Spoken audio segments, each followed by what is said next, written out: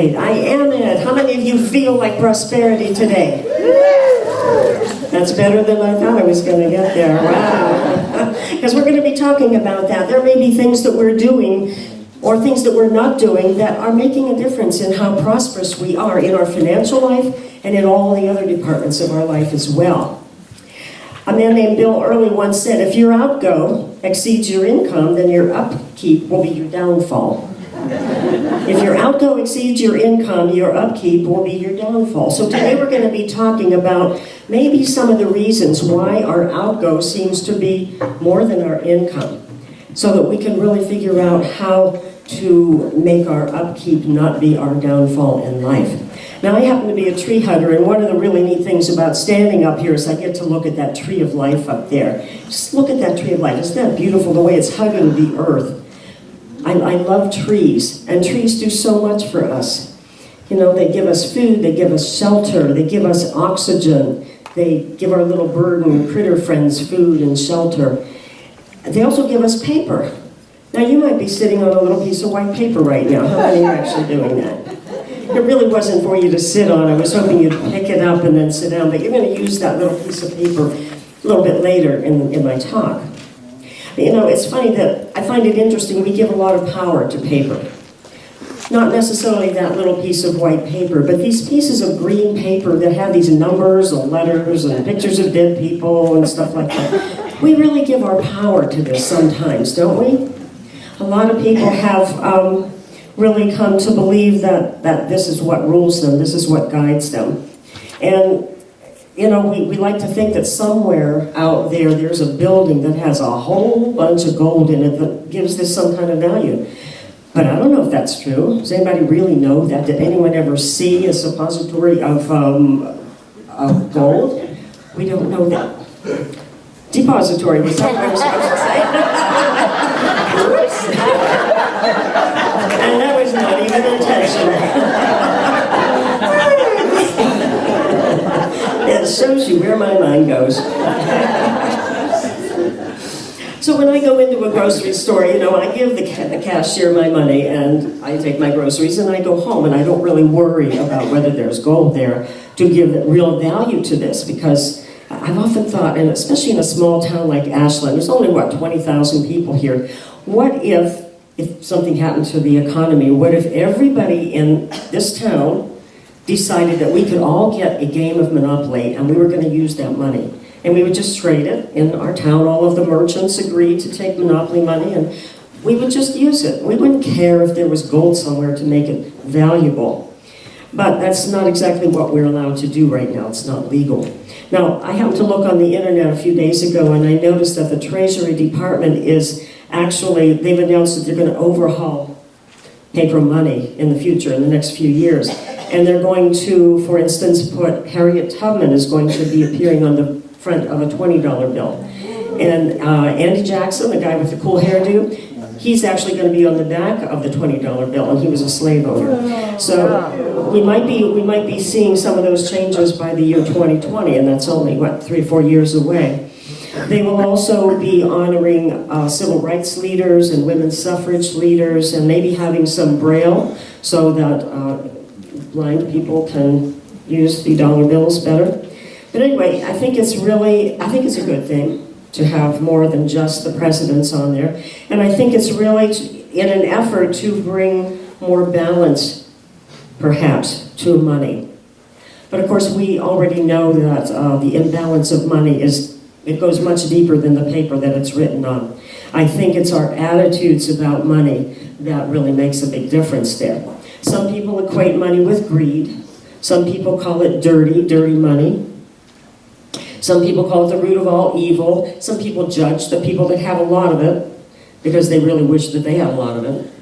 Some people love it when it's theirs and hate it when it's somebody else's. And oftentimes we love money when it's coming into our lives, but we don't like to see it go out of our lives. And yet that's what happens. It comes in, it goes out. It's a flow, it's a circulation.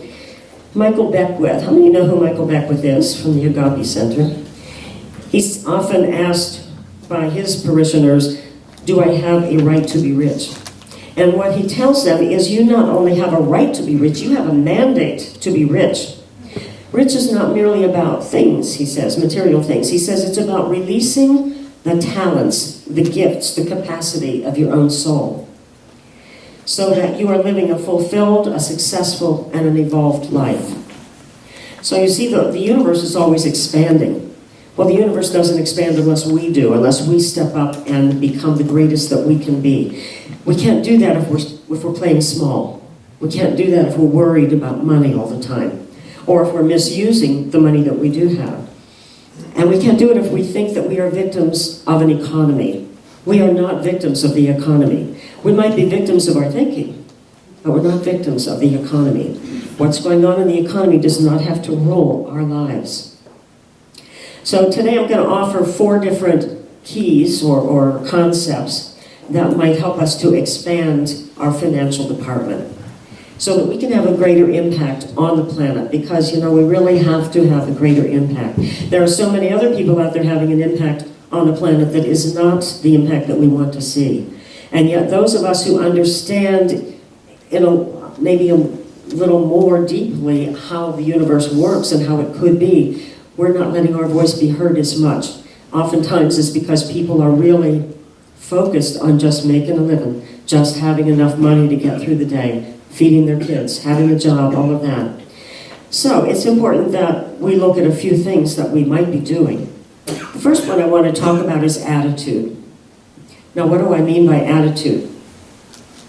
Since we're going to be focusing more on financial abundance, what is your attitude when things don't go the way you want them to, when the money isn't flowing into your life? Are you angry? Are you scared? Are you disappointed?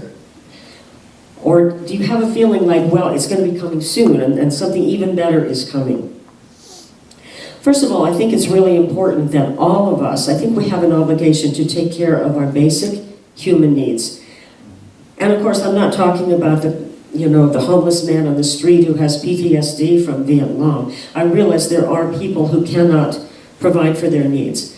But there are many people who are healthy, well enough to be working, and they really don't want to do certain things. They only want to do what they want to do. Maybe it's their spiritual work that they want to do. Sometimes we might actually have to give in and work at Walmart, pump gas, whatever it is we need to do. There's nothing lower about those kinds of jobs. They are serving a purpose too. So I think it's really important that we do take care of our own needs. But beyond that, there's something even better that might be coming into our lives. And I think a lot of it has to do with our attitude. Now, this unfolded in my own life quite a few years ago. I think it was about 40 years ago. I was 30 years old. I was newly divorced after 10 years. I was in that panic state, like, what do I do now? I had 3 children. My children were ages, I think 4, 5, and 8. And suddenly I was the one that was going to be the breadwinner. And that's a scary thing. So I knew that I needed to take a little bit of time to process my grieving, to process my anger, to get through those emotions. I knew that I had to do that before I could really step forward and be proactive about my own life. So I allowed myself about a month. I did the pity party thing and stuff like that, and then I got over it. I recovered pretty quickly. So I decided, okay, actually I did do some babysitting and stuff like that for a while, but finally I decided I'm going to get a real job, a really good job. So there were 2 employers in Northeast Ohio, where I was living at that time, who were considered the best employers there. One was a company, these were Fortune 400, Fortune some hundred companies, 500, I've heard of 200, these were good companies, in other words. One was TRW, and one was a chemical company called Lubrizol. So I put in an application at both of those. Now, I have to tell you, I have no college degree, no college education at all. My dad didn't believe girls needed to go to college. Waste of time, just going to get married, become a secretary. But that worked for me. I actually was okay with secretarial work. So I didn't have any college, still don't. I had only worked 4 years before my marriage, and the first year or 2 of my marriage, I worked in the government in Washington. And I had been a stay-at-home mom for 8 years. Now, that's not a really great resume to go in there and expect these jobs from these companies when I've been a stay-at-home mom, I'm qualified. But I went and I did the interviews, and I got a call from Lubrizol the very next week. And they said it was a great interview. We really appreciated your credentials. Credentials? What credentials? I don't know. I guess I must have said something that worked. But anyway, they said, you know, you were right up there near the top. You were the second in line, but we hired another woman. And so, you know, I felt maybe just a very moment of disappointment, but something popped into my mind. It's like, oh my gosh, there's something even better coming than Lubrizol. So, a couple weeks later, I get a call from TRW. And they said, boy, we really loved your interview. You did really well. And you know, out of all the people that we interviewed, you were right up there the second. But we hired someone else. So, you know, a momentary like, okay. And then suddenly this thing popped into my mind. Wow, there is something even better than TRW or Lubrizol. What could be better than them? They're the best, they're the top employers. So I held on to that and I felt an excitement inside. And I don't know why I felt that, because normally I would have been like, you know, they didn't hire me. Anyway, I held on to that, and a couple of weeks later, I had another phone call from Lubrizol. And they said, would you still be interested in that job? And I said, well, I'd have to think about that. No, I didn't say that. It turns out that the woman they had hired, her husband had a pre-existing condition, and if she got a new job and new insurance, they wouldn't cover it. So she had to stay in her old job. So, do I mind being second choice? Heck no. I got the job, and I worked there for 15 years, and it was a wonderful job. A great salary, we got quarterly bonuses, and year-end bonuses, and raises, and everything. It was really wonderful for 15 years. But I often think back to my attitude at that time. If I would have been angry, if I would have said bad things about those companies because they didn't hire me, I think it might have gone differently in my life. I believe that the energy and the attitude that we put into something really makes a difference in whether it comes back to us in a good way or whether somebody else gets the job. So that's what I mean by attitude, and I think it's really important for us to really go inside sometimes and think, what am I really feeling when someone else gets the job? Someone else gets the house, someone else gets all the money, someone else gets the relationship. Am I happy for them? Can I really be happy for them? Or am I just sort of jealous or angry? And then, of course, there's also the attitude of gratitude. Even if it doesn't work out the way I planned for it to work out, can I be grateful? Because I know that if it didn't work out this way, there's something even better. Gratitude. Let's have a song about gratitude.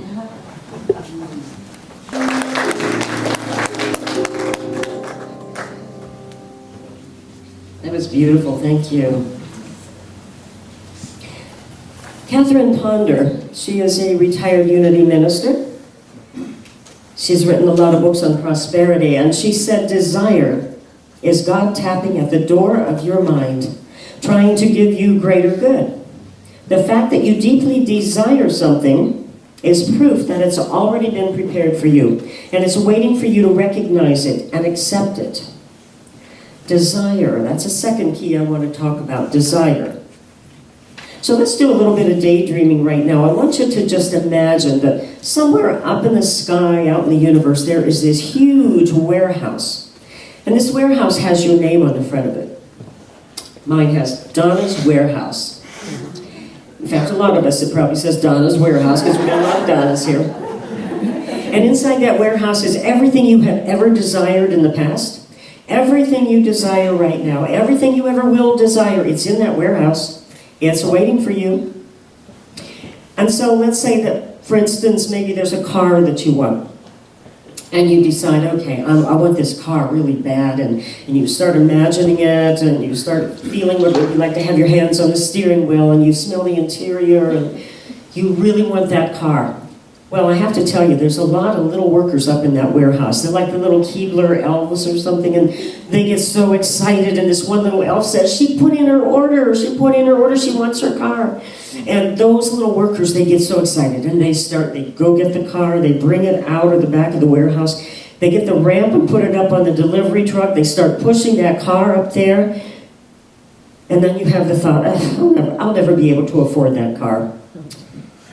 And the little worker says, she canceled her order, and they take the car back out of the delivery truck.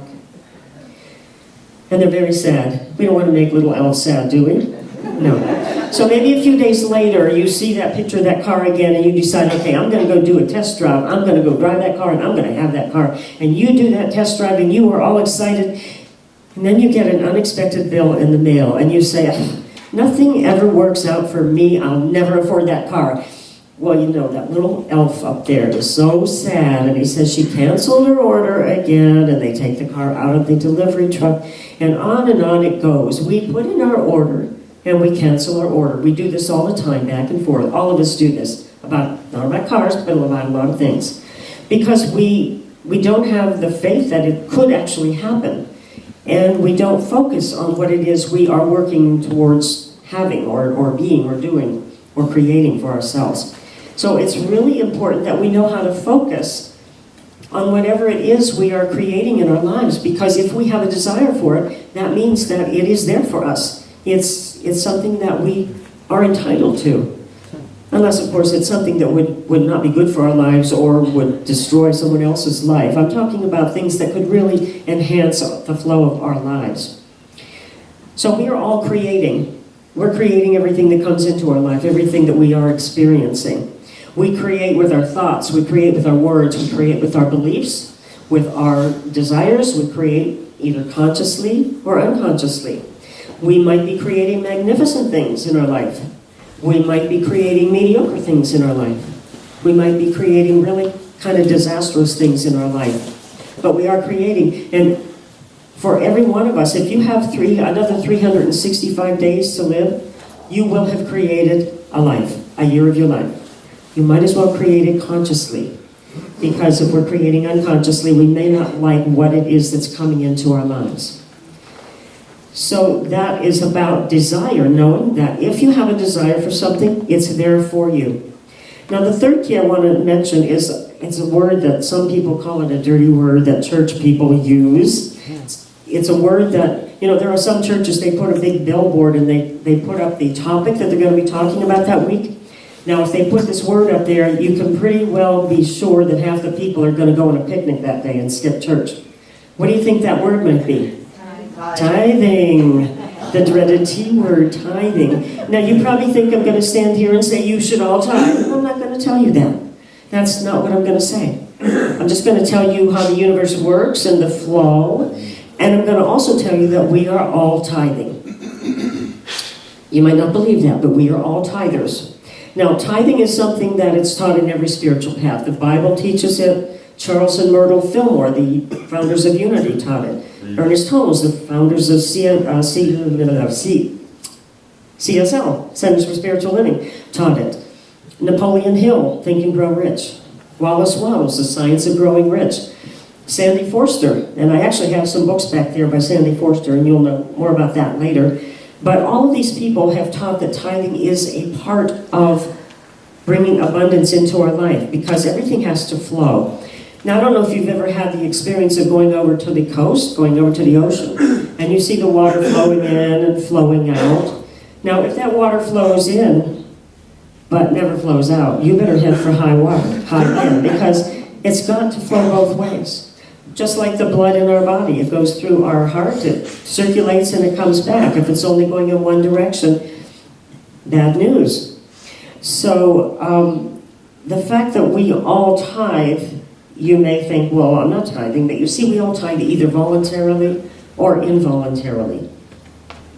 People who are voluntarily tithing, they are have committed themselves to a certain percentage of everything, all their income, and they give it out. And people who tithe involuntarily, they might get their paycheck and cash it, and then they cling to it, and they dole a little bit out to pay a bill here, they dole a little bit out over here, and then what happens? The dishwasher breaks, the car needs new tires, the kid needs braces, there's an unexpected dental bill, and so they end up having to give the money out anyway. It's just that they didn't do it voluntarily. When the universe sees that we're not allowing money to flow in both directions, it's going to make sure that it flows in both directions. So that's one way of tithing, and I had that experience. But first I want to tell you about an experience that Mary Morrissey had. Some of you know who Mary Morrissey is. She used to have a New Thought church up in the Portland area. It was a huge church.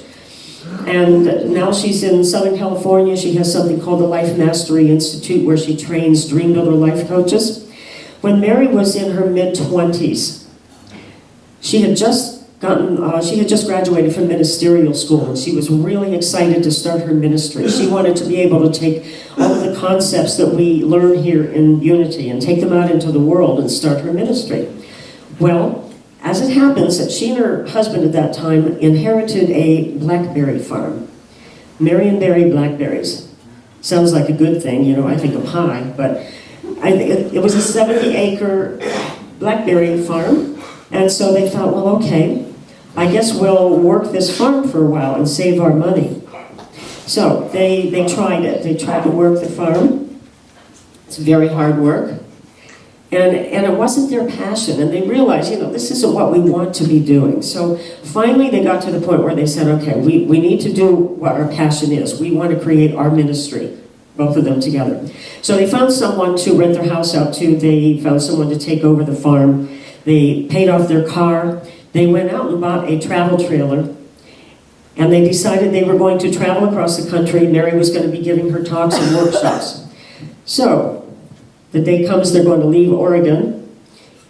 They have their trailer, their travel trailer. They have 4 kids and 2 cats. And they had $300 to their name. That's all they had. So they take off across through Oregon, down through California, across the country. And her husband also had bought some window washing equipment. So in case there were gaps between Mary's engagements, that he could wash the windows and tie them over. So they travel along this way for a while, and they're just barely making it, just making enough money to get gasoline and food. And they make it as far as Texas, and pretty soon they're done in Texas. They're on their way to Florida, but they have a space of about 40 days before it's going to be time for her next engagement. And they have a little bit of money, a little bit of food, but not enough to get them through 40 days. And there's great significance to that number 40, you know, 40 days in the desert, 40, a lot of things in the Bible about them. So anyway, they get into Florida, and they get right down to where they have 5 or 6 days before her next speaking engagement at a church in Florida. They only have $3 left. That's all they have. They have a little bit of food in the trailer, but not much. Remember, they have 4 kids and 2 cats. So anyway, and her husband hasn't been able to get any window washing jobs because in Florida there's a lot of retired senior citizens, and when a man knocks on the door and says, "Can I wash your windows?" he usually gets the door slammed in their face. So they really didn't know what to do. So Mary takes the $3 they had. Her husband went out that day to look for a job. And Mary has $3 in her hands. She's going to walk to the campground store to get some food.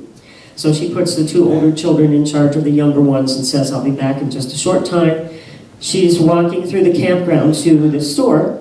She's going to buy some milk and some split peas so she can at least make a meal that she knows that they will eat. And she's really having her own little conversation with God as she's walking along. She's telling God, you know, I'm doing what you want me to do. I'm giving my message out. I'm doing my ministry. Why is it we only have $3? Why are we not experiencing prosperity in our lives? And she's walking along, having kind of a pity party, and she asks for a sign. She looks down, and there's a shiny penny there. She says, well, it's money. It's not very much, but she picks it up, and she looks on there, and it says, "In God we trust." So she makes it to the store, buys her groceries, and she's walking back to the trailer, and she's still really thinking strongly about what is wrong with their flow of abundance. And she hears in her mind, she hears a voice saying, "Mary, you tithe your time, you tithe your talents, you don't tithe your money." And she gets very defensive about that. She said, "Well, we don't have enough. We don't have enough to tithe." And she goes on and on about that. And again, she hears it. "Mary, you tithe your time, you tithe your talents, you don't tithe your money." So she decides what she really needs to do is give it a try. Everybody talks about tithing, tithing works. She'll give it a try. She had $3 that day. She knows that means she has to give 30 cents of it away. Doesn't sound like much to us, but in those days and at that time in her life, 30 cents was 30 cents. Could have bought another quart of milk with that. So there was a little open-air chapel in the campground, and there was a little basket there for donations. So she went and put 30 cents in there. She went back to the camper. She started, and she made a commitment that day. That's the day she made her commitment, that she would never go alone again. She would never do it alone again. She would always tithe. So she went back, she's fixing dinner for her children, and all of a sudden her husband walks in, he's got money in his hand. He said, guess what?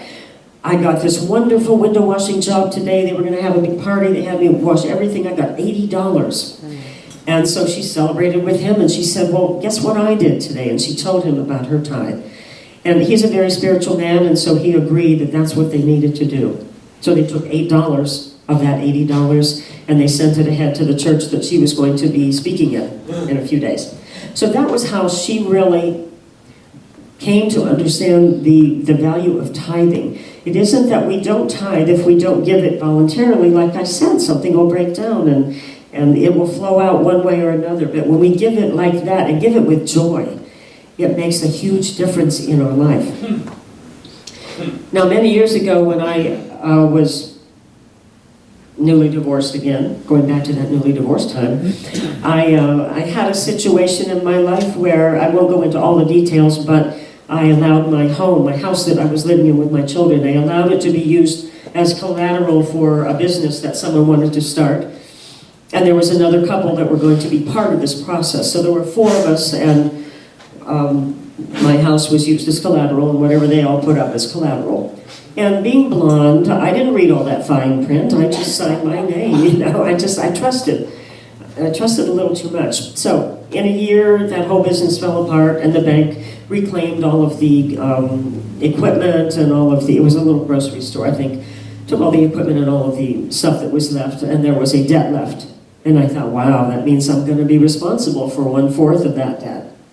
Well, it didn't happen that way, because the other 3 people filed for bankruptcy. So I actually got the whole debt, because I wasn't willing to file for bankruptcy, because for me at that time anyway, if I file for bankruptcy, then I lose the house that the kids are used to.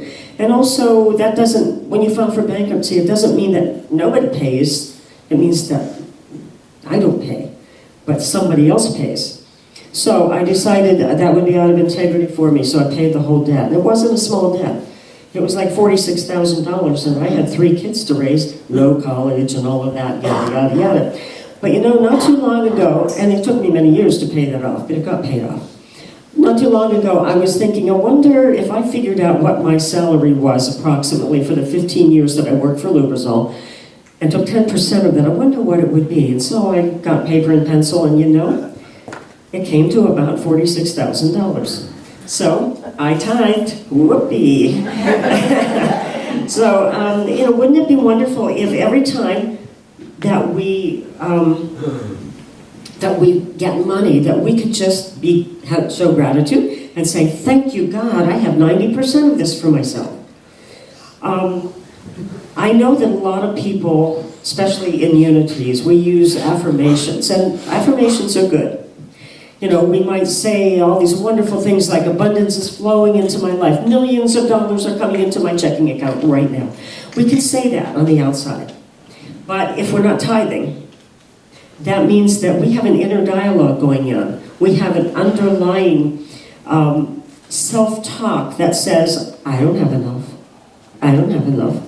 I can't tithe because I don't have enough. So if what's inside you, if the voice that's going on inside you is creating a situation in your life where you believe you don't have enough, then all the flowery words that we say in our affirmations are not really going to be that helpful, because they're not in alignment, they're not at a vibrational match with what's going on inside. So I think that, you know, it's something we have to work on, but it starts small. It can start with 30 cents of $3 that someone gives you. And if someone gives you a check for $100, say, thank you, God, I've got $90 I can spend, and then give that $10.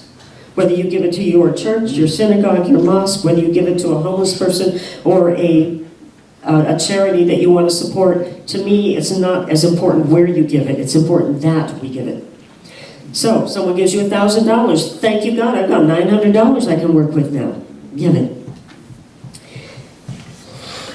So I want to do a little bit of an advertisement and a disclaimer here. The disclaimer is, it sounds like I'm talking about stuff. It sounds like I'm putting too much importance on how much stuff we get. get the car, get the house, get all of those things. But really, as I think when we first start to use some of the principles of prosperity, we do work on things that we want to draw into our life. And we get really impressed with ourselves whenever we do manifest something, by the way. But as we evolve, it becomes more important, the other aspects of life, rather than all the stuff we can accumulate. But we do start with thinking about things. And how many of you have seen The Secret? How many have not seen The Secret? Some of you, okay. Well, part of the advertisement is on the back table there. On one side are Marta's drums, because she has a drum class coming up. On the other side, I have some books back there and some DVDs and stuff like that. One thing I have is copies of The Secret. If you have not ever seen The Secret, I really recommend that you might want to get a copy of that and watch it like every day for 21 days. Because they say if you do something repeatedly 21 days in a row, it really takes. Bless you.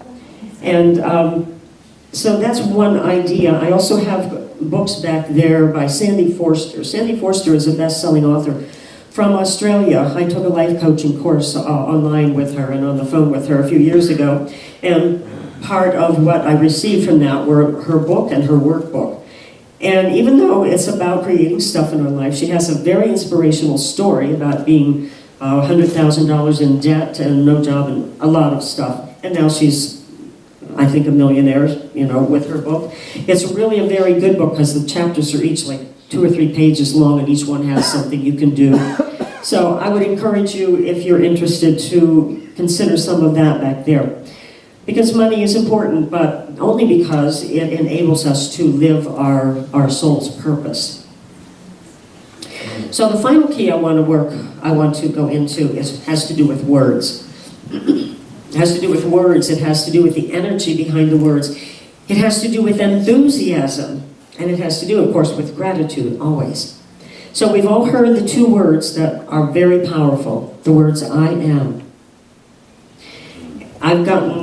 Many years ago, I was reading the I Am discourses. Some of you may be familiar with them. It's the Saint Germain teachings. And I'm not into the group or anything that evolved around that, but the teachings themselves are very impactful. And what they tell us is that I am is more than just words. It's more than just 2 words. That we have an I am presence within us. Some people might even equate that to our 8th or 9th chakra, that there is an I am presence above us that gives us the power, that gives us the life force. And when we use those words, whatever we're saying after those words begins a manifestation process. Now, we all use those words. Unfortunately, we often find ourselves, myself included, using those words for things that I don't really want to manifest. I might one day say, I am sick, or I am broke, or I am... Cancel. I don't want that to be heard. But anyway, we put those words with a lot of things in our lives that we really don't want. It's really, really important, in my opinion, that we begin to use those words consciously. And I've seen some experience of that in my own life. And if you don't mind another story about me, this happened in the year 2000. I was living in Colorado, Boulder, Colorado. Part of my spiritual path was Science of Mind and other things. And I went to Mile High Church one day, which was a Science of Mind church in Denver. It's a very huge church. The main minister there is Dr. Roger Teal. You may have heard of him. He's on the speaking circuit now. And I considered him at that time one of the shakers and movers of the planet. Right alongside with Wayne Dyer, Marianne Williamson, Neil Donald Walsh, all of those kinds of people. They're making a positive difference in the world. So I went to Mile High Church one morning and I came out and I felt the tears welling up in my eyes because I was inspired, not just by his message that day, but by who he was, by what he was able to do in the world, the way he was able to inspire people.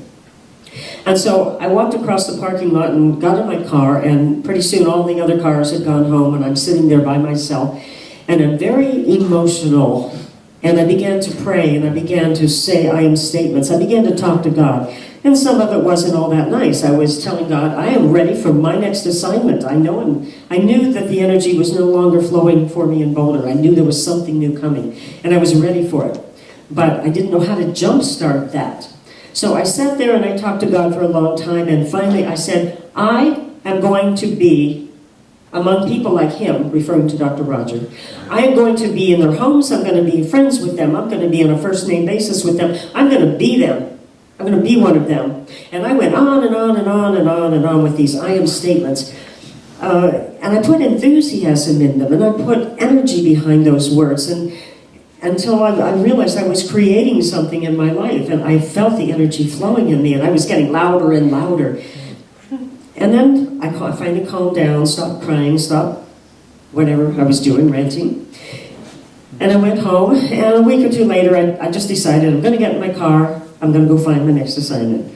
So I told whatever clients I had, I was going to be leaving for a while. My camping gear was always in the trunk of my car.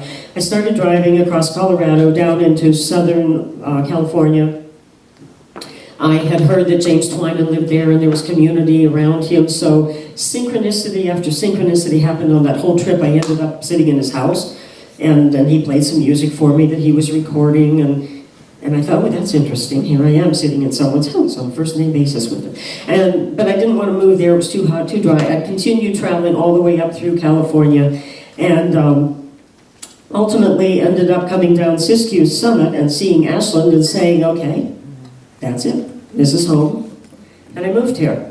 And I didn't really know why I was moving here, but within the first few weeks, a couple of friends that I met took me to Jean Houston's house, and her husband at that time who was living, Robert Masters, and I'm sitting in their living room, and they offered me a job in the future.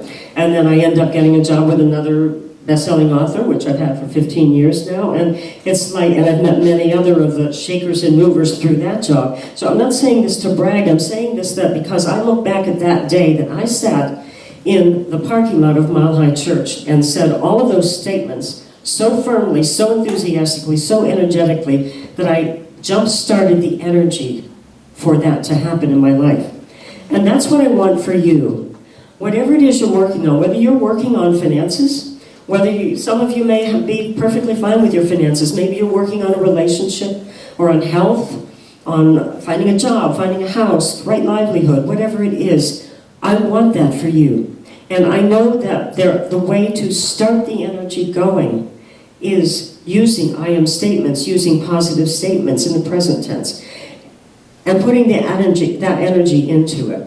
So we're going to be doing a little process in a few minutes. You all are either sitting on a piece of white paper, or you have it near you. So I want you to have that handy, and I want you to have a pen or a pencil. If you don't have one, see if your neighbor might have a pen or a pencil you can borrow.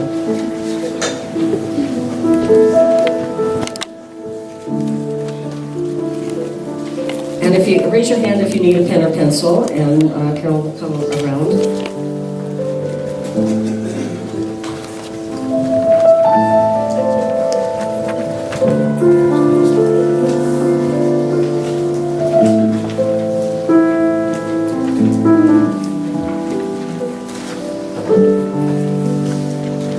So what we're going to be doing is just a little bit of a meditation.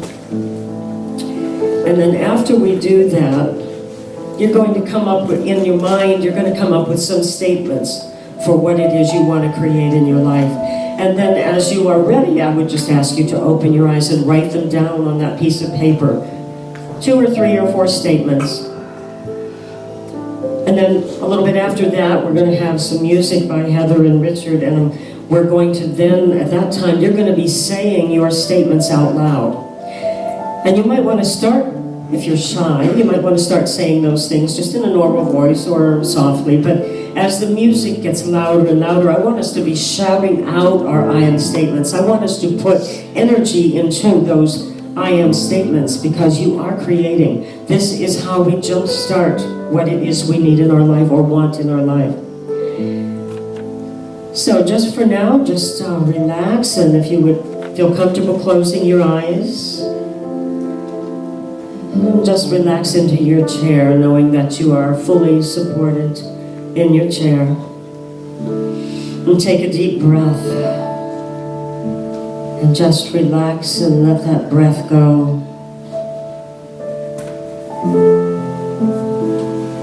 And now think about what part of your life you want to focus on in this process.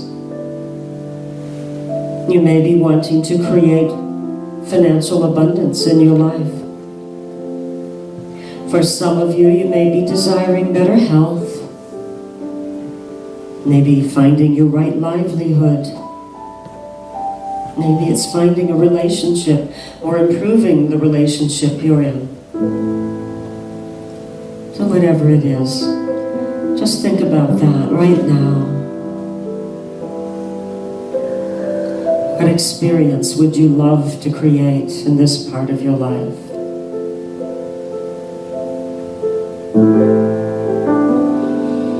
And now imagine, what would you say if you were already experiencing that? How would you express that? You might say, I am abundant. Money flows into my life abundantly so I can live my purpose. You might say, I am in perfect health. Every cell of my body is infused with light. You might say, I attract my perfect relationship now, or the perfect job manifests in my life now. Whatever it is, imagine some statements like that. Powerful statements. And then as you're ready, you might want to open your eyes and write them on your piece of paper.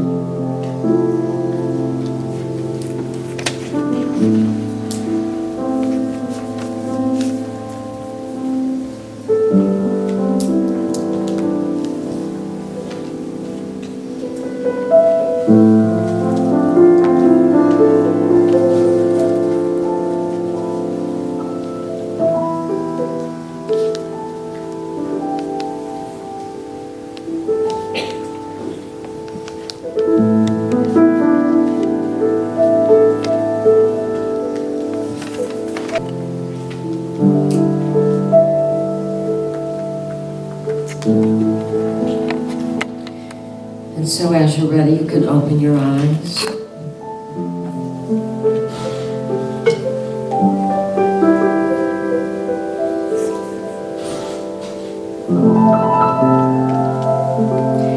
And in a moment, Heather is going to be reciting a poem for us, and then she's going to be doing a chant. And as we get more and more deeply into that chant, we'll let you know the right time, and you can begin to say your statements. And as the energy increases and the music gets louder and faster, and if we have someone on drums, that would be great. And then we'll be able to really say your statements louder and put more and more enthusiasm in them. Because I believe it's the energy and enthusiasm that creates the energy of flow.